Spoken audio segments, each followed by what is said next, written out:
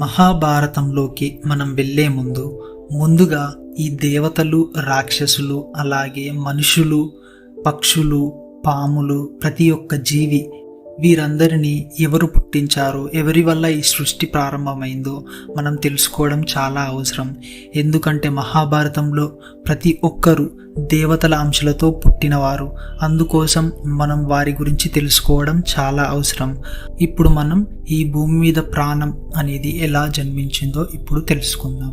ముందుగా ఈ ప్రపంచంలో ఈ ధరిత్రి, అంతరిక్షం ఇవేవి లేకుండా ఉండేవి. మొత్తం శూన్యం, అలాగే నీటితో నిండి ఉండేది. అప్పుడు ఆ నీటి నుండి ఒక కాంతి ఉద్భవించింది. అందులో నుండి మనకి పుట్టిన వారే మహావిష్ణువు. ఆ మహావిష్ణువు యొక్క ఆలోచనతోనే అందరూ సృష్టించబడడం జరిగింది. మహావిష్ణువు బ్రహ్మదేవుణ్ణి సృష్టించాడు. అంటే బ్రహ్మదేవుని యొక్క తండ్రి మహావిష్ణువు బ్రహ్మదేవునికి ఈ సృష్టిని సృష్టించే పని అప్పగించడం జరిగింది. అందులో అన్ని ప్రాణాలను, జీవులను సృష్టించే పని బ్రహ్మదేవుడు చూసుకుంటున్నాడు. అలాగే మహావిష్ణువు ఇంకొక కుమారుడు ఉన్నారు, అతనే మహాశివుడు. ఇప్పుడు బ్రహ్మదేవుడు మన భూమిపైన ఈ మనుషులను, అలాగే జలజీవ రాశులను ఏ విధంగా పుట్టించాడో ఇప్పుడు తెలుసుకుందాం. బ్రహ్మదేవునికి మానసపుత్రులు, అలాగే తన హృదయం నుండి, కుడి చేతి బొటనవేలు నుండి, ఎడమ చేతి బొటనవేలు నుండి కొందరు జన్మించారు. వారి వలనే మనకి ఈ భూమిపైన జలజీవ రాశులు అనేటివి పెరుగుతూ రావడం జరిగింది. జీవం అనేది వారి వలనే ప్రారంభమైంది మన ధరిత్రిపై. వారెవరో ఇప్పుడు మనం తెలుసుకుందాం. బ్రహ్మదేవునికి మానసపుత్రులు ఉన్నారు. మానసపుత్రులు అంటే తన ఆలోచన నుండి పుట్టినవారు, అంటే మైండ్ నుంచి పుట్టినవారు. మానసపుత్రులు బ్రహ్మదేవునికి మొత్తం 21 మంది ఉన్నారు. అందులో కొందరి గురించి ఇప్పుడు మనం చూద్దాం. మానసపుత్రులలో మొదటివారు మరీచి, తరువాత అంగీరసుడు, తరువాత అత్రి, తరువాత పులస్త్యుడు, తరువాత పులహుడు, క్రతువు, అలాగే సూర్యుడు మొదలైన వాళ్ళు మానసపుత్రులుగా బ్రహ్మదేవునికి జన్మించారు. తరువాత బ్రహ్మదేవుని యొక్క హృదయం నుండి భృగు మహర్షి జన్మించడం జరిగింది. అలాగే బ్రహ్మదేవుని కుడి చేతి బొటనవేలు నుండి దక్షుడు అనే కుమారుడు జన్మించాడు. ఎడమ చేతి బొటనవేలు నుండి ధరణి అనే స్త్రీ జన్మించింది. వీరు ఇద్దరికి వివాహం జరగడం వలన దక్షుడు అలాగే ధరణికి 1000 మంది కుమారులు, అలాగే 50 మంది కూతుర్లు జన్మించారు. ఇది ఇలా ఉండగా మరీచి అనే మానసపుత్రునికి కశ్యప ప్రజాపతి జన్మించాడు. ఈ కశ్యప ప్రజాపతికి దక్షుడు ధరణికి జన్మించిన 50 మంది కూతుర్లలో 13 మందిని కశ్యప ప్రజాపతికి ఇచ్చి వివాహం చేశారు.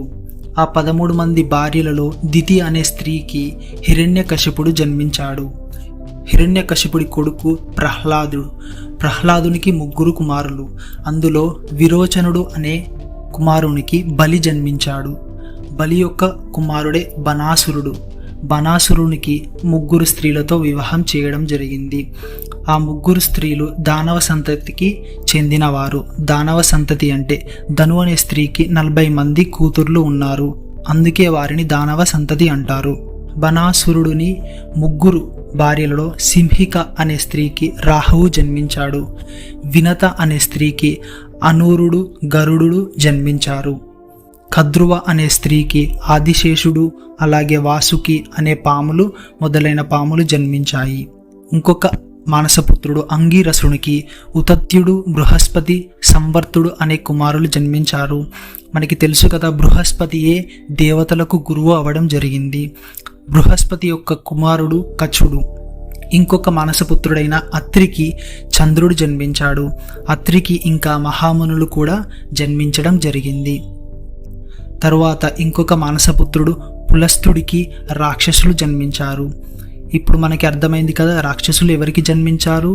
బ్రహ్మదేవుని యొక్క మానసపుత్రుడైన పులస్తుడికి రాక్షసులు జన్మించారు. రాక్షసులు కూడా దేవతల నుండే జన్మించారు. ఇంకొక మానసపుత్రుడైన పులహుడికి కిన్నరలు, కింపురుషులు జన్మించారు. క్రతువు అనే మానసపుత్రునికి పక్షిజాతి జన్మించింది. ఈ విధంగా పక్షిజాతి అనేది మనకి క్రతువు అనే మానసపుత్రునికి జన్మించింది. తరువాత భృగు మహర్షికి ఇద్దరు కుమారులు ఉన్నారు. వారు కపి అలాగే చ్యవనుడు. కపికి శుక్రుడు అనే కుమారుడు జన్మించాడు. ఈ శుక్రుడే తరువాత రాక్షసులకు గురువు అవ్వడం జరిగింది.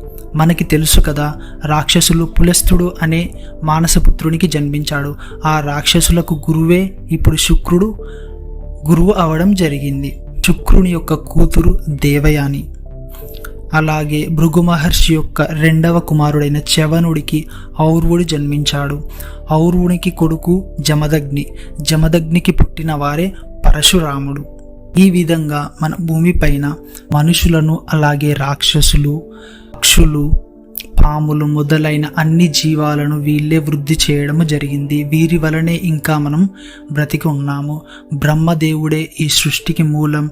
ఈ సృష్టిని సృష్టించిందే బ్రహ్మదేవుడు. మీరు మన వీడియోని లైక్ అలాగే షేర్ చేసి మన ఛానల్ని సబ్స్క్రైబ్ చేసుకోండి.